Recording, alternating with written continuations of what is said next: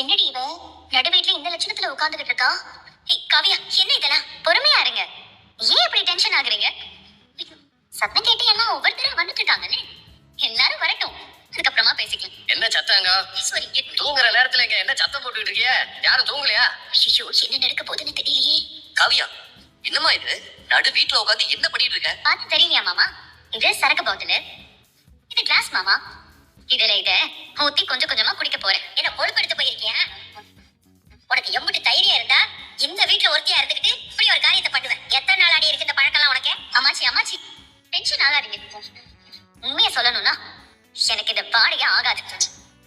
எங்க அப்பா கூட என்னைக்காவது இதை சாப்பிட்டு வந்தாருன்னா என் பக்கத்துல வராம தள்ளி நின்று பேசுங்கன்னு சொல்லுவேன். எனக்கு ஒரு நியாயம் வேணும், அதுக்காக தான் இப்படி உட்கார்ந்துருக்கேன். என்னடி நியாயம்?